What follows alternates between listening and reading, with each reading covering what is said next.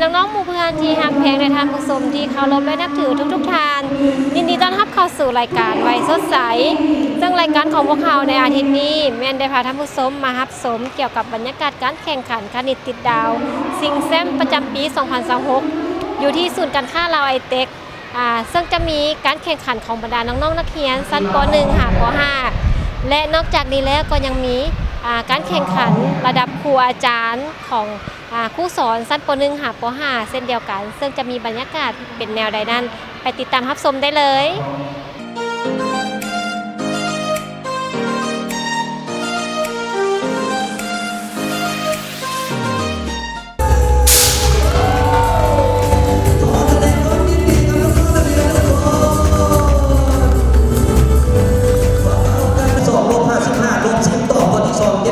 ลง10บวก12บวก3ต่อข้อที่3 19บวก30ลง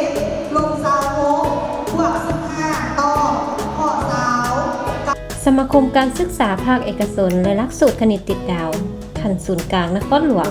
ได้จัดการแข่งขันคณิตติดดาวซิงแซมประจำปี 2026 ขึ้นอยู่ที่ศูนย์วางแสดงสินค้าลาวไอเต็กภายใต้หัวข้อร่วมใจสามัคคีให้โอกาสภายในงานให้เกียรติเข้าร่วมโดยท่านขันไซแสงสุนีห้องหัวหน้าแผนกศึกษาธิการและกีฬานครหลวงเวียงจันทร์ท่านสุริเดชมั่นคงศิลป์หัวหน้าห้องการศึกษาธิการและกีฬาเมืองไส้เศรษฐาท่านบุญตรีสิทธินนทองห้องหัวหน้าสมาคมการศึกษาภาคเอกชนแห่งชาติท่านอาโนเดชพรหมปีดาประธานสมาคมการศึกษาภาคเอกชนเมืองไส้เศรษฐาพร้อมด้วยครูอาจารย์พ่อแม่ผู้ปกครองนักเรียนเข้าร่วมอย่างพร้อมเพรียงสบายดีข้าพเจ้าชื่อตุลี่สอนศักดิ์สิทธิ์เป็นผู้อำนวยการผู้บริหารโรงเรียนแก้วธิดาซึ่งว่ามื้อนี้ข้าพเจ้าเองก็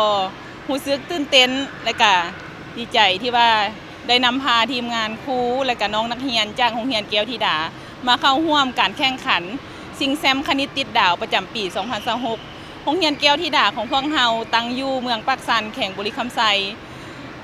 ประสบการณ์ในครั้งนี้ถือว่าเป็นการเปิดประสบการณ์ใหม่ให้แก่ครูและก็น้องนักเรียนโรงเรียนแก้วธิดาเนื่องจากว่าโรงเรียนแก้วธิดาของพวกเราหาการนำใช้หลักสูตรคณิตติดดาวหรือว่าสตาร์แมทนี้เนาะเข้าในหลักสูตรการเรียนการสอนปีนี้เป็นปีทำอิฐซกเรียนนี้มันเป็นซกเรียนทำอิฐแต่พวกเราก็สามารถบุกทะลุนำพานักเรียนและครูสร้างขบวนการนำพาน้องๆขึ้นมาแข่งขันเข้าร่วมการแข่งขันคณิตติดดาวอยู่ที่นครหลวงเวียงจันทร์สำหรับหลักสูตรคณิตติดดาวหรือว่าสตาร์แมทนี่เนาะข้าพเจ้ารู้สึกว่าเป็นหลักสูตรหนึ่งที่ว่าสามารถพัฒนาทักษะขอด้านสมาธิให้แก่น้องๆนักเรียนนี่ถือว่าได้ดีหลายนอกจากสมาธิในการคิดไล่คณิตศาสตร์แล้วข้าพเจ้ายังเบิ่งเห็นได้อีกว่าการที่เด็กมีสมาธินอกจากวิชาคณิตศาสตร์หรือว่าการคิดไล่เลยก็จะสามารถช่วยหรือว่าซุกดันให้วิชาอื่นให้เด็กสามารถมีสมาธิในการเรียนและก็สามารถจดจำและก็เข้าใจบทเรียนได้หลายขึ้นขนาดว่าปีนี้เนาะเฮาเป็นปีที่ว่าเริ่มต้นแต่เฮาก็มาเบิ่งมาเปรียบเทียบเบิ่งแล้วว่าผลการเรียนหรือว่าสมาธิของน้องๆผู้ที่ว่าได้ฝึกได้เรียนนะพวกเฮาก็ถือว่าผลการเรียนของเขาเจ้าก็ถือว่ามีการพัฒนาขึ้นแล้วพัฒนาการของเด็กเองก็ถือว่ามีสมาธิที่ว่านิ่งขึ้นแล้วก็เวลาครูอธิบายบทเรียนหรือว่ามีการสนทนาถามตอบนักครูนักเรียนก็จะให้ความสนใจต่อคำถามจากครูแล้วก็สามารถสนทนากับครูได้หลายขึ้นย้อนว่าเขาเจ้าได้ฝึกแล้วก็มีสมาธิทางด้านการเรียนรู้โดยก็อยากขอฝากผู้ปกครองและก็น้องนักเรียนทุกๆคนเนาะผู้ที่ว่ามีความสนใจในการอยากฝึกฝนตนเองผ่านการเรียนรู้ทางด้านการคิดไล่ข้าพเจ้าคิดว่าหลักสูตรคณิตติดดาวหรือว่าสตาร์แมทนี้เป็นอีกทางเลือกหนึ่งที่ว่าจะสามารถพัฒนาการของลูกพัฒนาการทางด้านสมองพัฒนาการทางด้านความคิดพัฒนาการทางด้านการจดจำให้บรรดาลูกๆของพวกท่านนี่หรือว่าบรรดาน้องนักเรียนสามารถพัฒนาตนเองได้ไวขึ้นกว่าเก่าแล้วก็จะเฮ็ดให้เด็กน้อยมีสมาธิในเมื่อเด็กน้อยมีสมาธิแล้วเนาะมี เขาเจ้าก็จะสามารถพัฒนาการเรียนของเขาเจ้าหันขึ้นไปได้เทื่อละก้าวอย่างเป็นขั้นๆและก็อย่างมีประสิทธิภาพ โดยมีจุดประสงค์ของการจัดงานแข่งขันคณิตติดดาวซิงแซมประจำปี 2026 ในครั้งนี้ก็เพื่อเป็นการเปิดโอกาสสร้างเวทีให้เด็กน้อยลาวได้มีเวทีแสดงออกด้านทักษะความสามารถการคิดไล่เลขไวซึ่งเป็นพื้นฐานที่สำคัญที่สุดของการพัฒนาสมองของเด็กน้อยในวัยเรียนให้เกิดมีสติปัญญาที่ดีเลิศเช่นทักษะการควบคุมอารมณ์สมาธิการสังเกตทักษะการคิดวิเคราะห์ทักษะการแก้ไขปัญหาและทักษะการให้เหตุผลที่ดีเพื่อเฮ็ดให้เยาวชนลาวมีความรู้ความสามารถก้าวทันระดับสากลขึ้นไปเทื่อละก้าวการแข่งขันในครั้งนี้มีครูและนักเรียนเข้าร่วมทั้งหมด172 คนการจัดการแข่งขันได้แบ่งออกเป็น6หุ่นคือหุ่นครูสอนหุ่นนักเรียนชั้นป .1 ป .2 ป .3 ป .4 และป .5 การแข่งขันทุกหุ่นแม่นแก้โจทย์2ประเภทคือโจทย์ทักษะการฟังการอ่านโจทย์ปากเป่าจากคณะกรรมการบวกและลบเลข4สั้น2หลักจำนวน50ข้อการแก้โจทย์บวกและลบเลข4สั้น2หลักจำนวน100ข้อใช้เวลา10นาทีคัดเลือกผู้ที่มีคะแนนสูงสุดที่1ที่2และที่3มื้อนี้แม่นได้มาแข่งคณิตติดดาวของเครื่องศูนย์คณิตติดดาวของอาจารย์ดาวเดือนเรืองสวัสดิ์ได้เป็นคนจัดขึ้นที่ไอเทคในวันที่28 29ซึ่งโรงเรียนเฮาก็สามารถได้ที่1ในดุลของป .2 ปกติเดี๋ยวเฮาจะได้จัดการเรียนการสอนอยู่โรงเรียนเป็นปกติเลยเพราะว่าเฮาจะได้สอนเพิ่มสอนในสมุงเรียนก่อนเรียนสอนเป็นประจำเฮ็ดเป็นประจำเฮ็ดเรื่อยๆฝึกแต่ละมื้อดุลป .2 นี่ฝึกอยู่มื้อละ10ข้ออ่านโจทย์แล้วก็ฝึกเขียนฝึกคิดได้เองเฮ็ดให้เขาเจ้าพัฒนาขึ้นเรื่อยๆหลักสูตรตัวนี้เข้าในการเรียนการสอนในตัว ตอนนี้แม่นเฮาเพิ่มเข้าซื่อๆยังบ่ได้เข้าเป็นวิชาหลักเฮาจะเข้าแต่ปีนี้เป็นปีแรกของเฮาที่ได้ส่งนักเรียนเข้ามาแข่งขันแม่นเฮาก็พร้อมได้ไปฝึกแล้วก็มาสอนต่อนักเรียนได้ ก่อนนั้นอีกความคาดหวังของเขาเป็นยังไง ก็คาดหวังเต็มที่คือกันรุ่นครูก็คาดหวังรุ่นนักเรียนก็คาดหวังแต่ก็เฮ็ดเต็มที่แล้วถึงผลสิออกมาได้สำาใดก็โอเคแล้วถึงมื้อนี้เฮาส่งมา20กว่าคนรุ่นน้อยแต่เฮาได้คนเดียวก็คือว่าเฮาเฮ็ดเต็มที่แล้วมื้อนี้รุ่นครูเฮาก็เฮ็ดเต็มที่แล้ว แล้วแผนการในต้นแรกของทางโรงเรียนคิดว่าจะเอาตัวนี้เข้าในสื่อการเรียนการสอน โดยแผนต่อหน้าแม่นเฮาคิดว่าเฮาจะเอาเข้าเป็นวิชาหลักให้มีวิชาแต่ละชั้นป .1 ฮอดป .5 ให้มีหลักสูตรคณิตติดดาวนี่เขาในเป็นวิชาเรียนอาจจะคิด1ชั่วโมงต่อห้องก็โอเคให้เขาเจ้าได้เรียนอย่างสม่ำเสมอได้ฝึกนิ้วมือฝึกการใช้ให้คิดได้ให้เป็นโดยสบายดีแม่ชื่อว่าแม่สุริลักษณ์เป็นแม่ของนางพรธิดาไสธิราโดยมื้อนี้ได้พาเพิ่นนำพามาเฮ็ดกิจกรรมคณิตติดดาวให้เพิ่นมีการแสดงออกในเวทีการคณิตติดดาวนี้เนาะโดย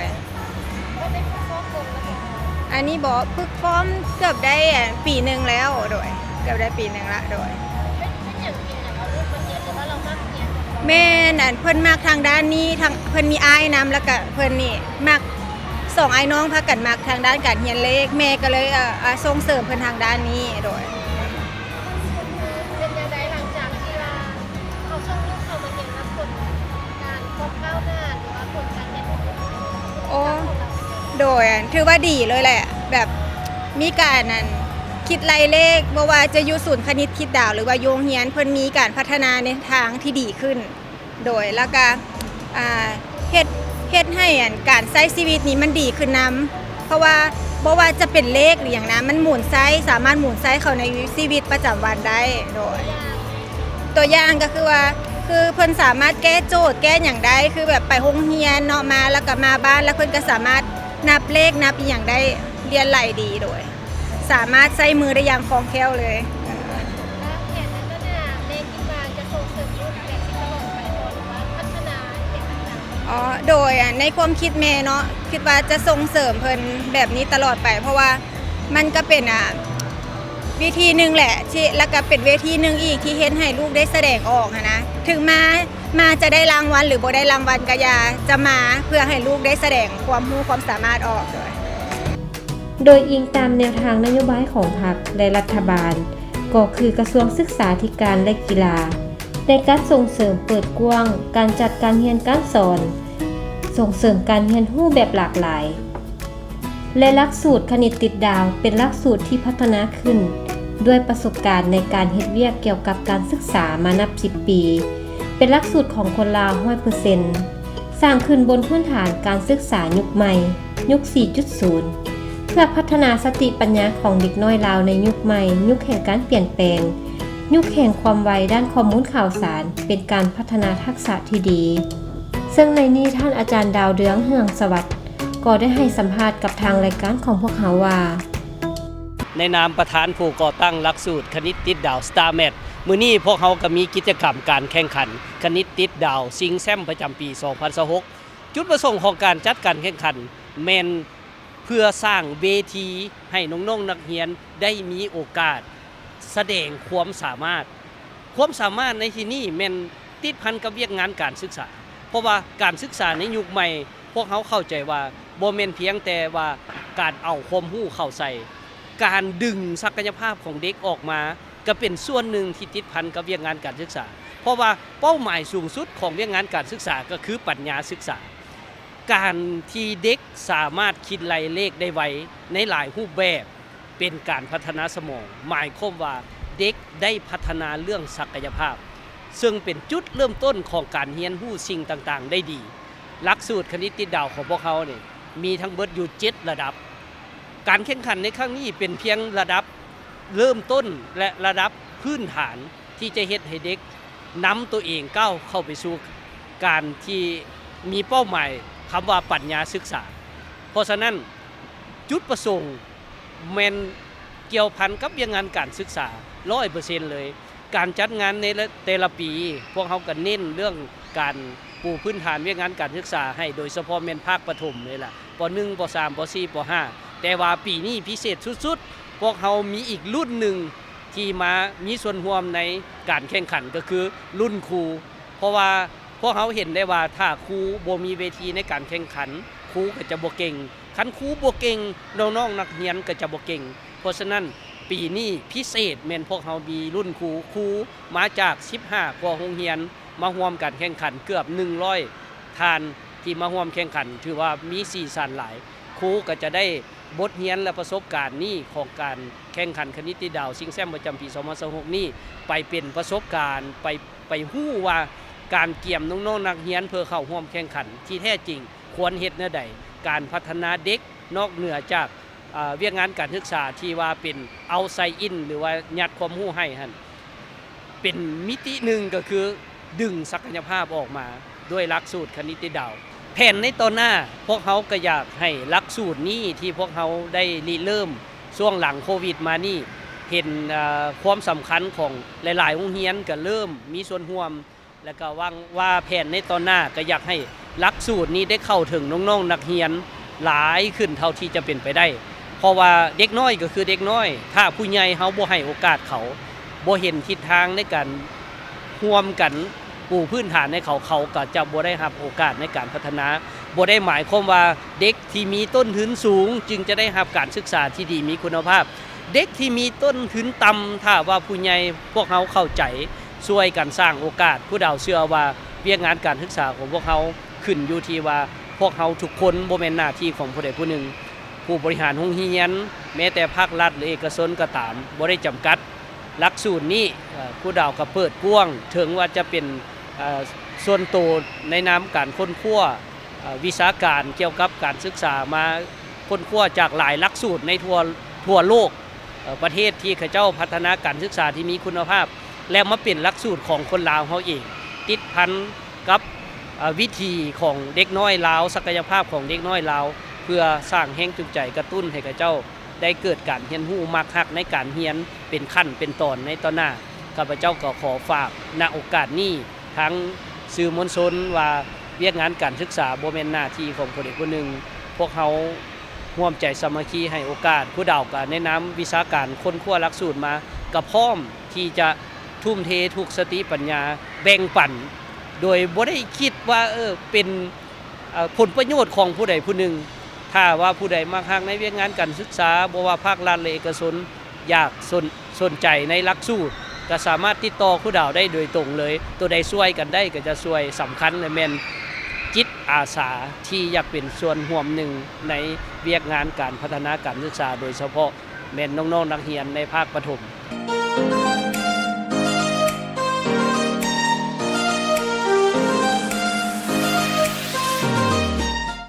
ท่านผู้ชมและที่ผ่านไปนั้นก็เป็นบรรยากาศการแข่งขันคณิตติดดาว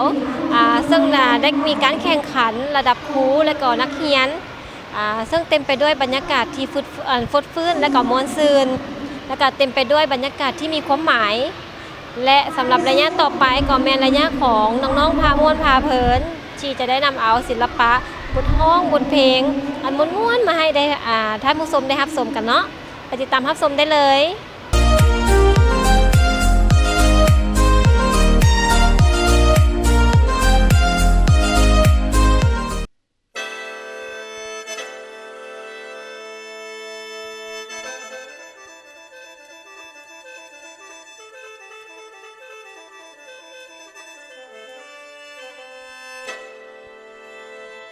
เดือนสามคอยลมวอยวายลมวอยวายพัดใบไม้อ่อนอ่อนซ่อนเดผู้พาได้เปลี่ยนสี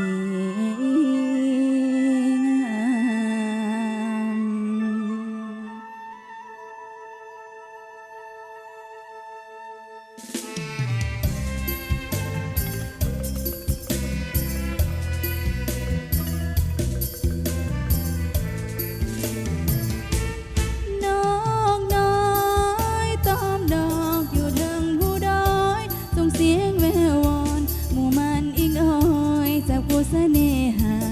สา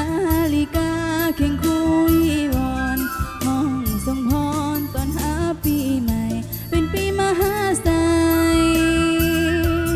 ดอกไม้ในป่าส่งกลิ่นหอมห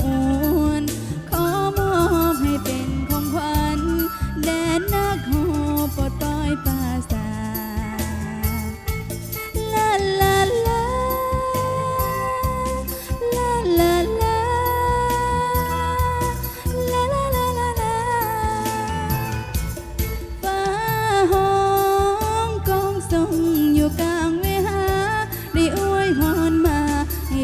ภาษามีสุขอาฟ้าใหม่สร้างประเทศแล้วให้สดใสสร้างเมืองลาวให้สีวิไล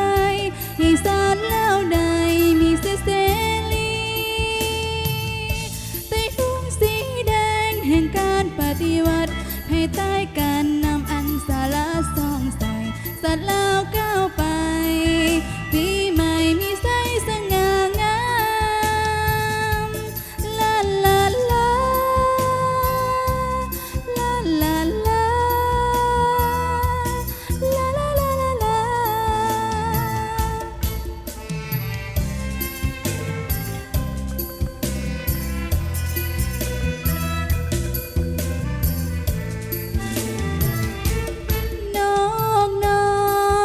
ตอ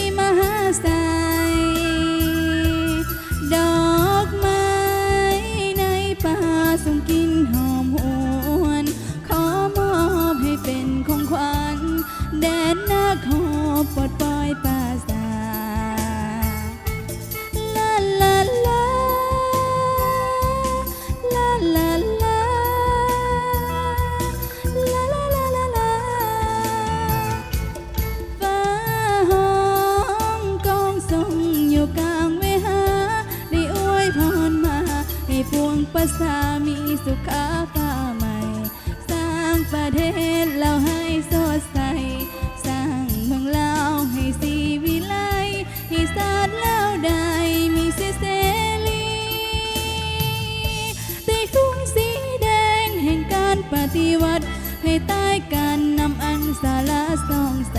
สัตว์ลาวก้าวไปปีใหม่มีไซสง่างาม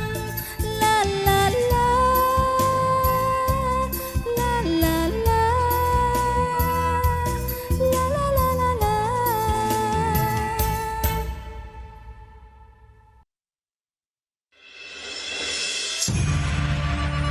สีอันว่าดวงขวัญแก้วมิงแก่นแม่นวิญญาพิธีโดนมีมาคือบาสีสู่ขวัญเจ้าเสือนเอาขวัญคืนเขากายคิงกับคืนแขนซื่นหอดมิงหอดเนนพลาแสนมีลืนตาว่าขวัญเจ้าดอกมาเยือดอกมาเยือ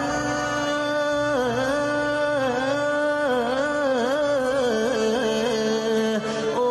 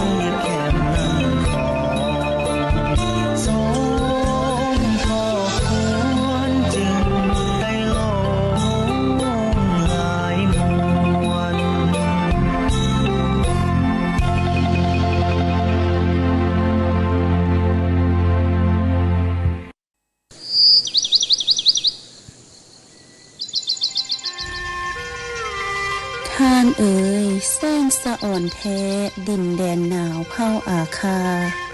งามแท้หนักหน้าเศร้าอาคาปลูกซาลีแสนอุดมหังนี้เพิ่มทวีเป็นสินค้าพัฒนาสาวภูดอยเพื่อประดับซี่เอยองส้มซื้อกองดินแดนพงสาลีแดนงามพี่น้องเอ๋ย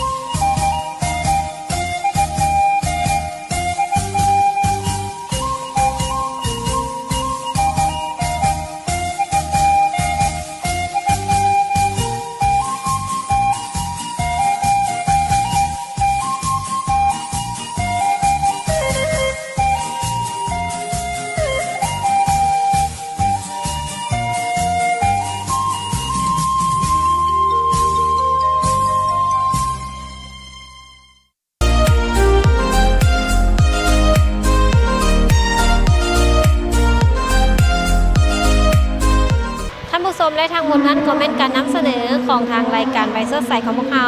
ที่ได้เสนอเอาบรรดาสาระความรู้ที่เป็นประโยชน์มาให้บรรดาท่านผู้ชมได้รับชมและรายการของพวกเขาดำเนินมาฮอดนี้ก็เป็นใกล้เวลาจะหมดลงแล้วที่ละวันพร้อมด้วยทีมงานรายการใบเสื้อใสต้องขอลาไปก่อนพบกันได้ใหม่ในโอกาสหน้าสบายดี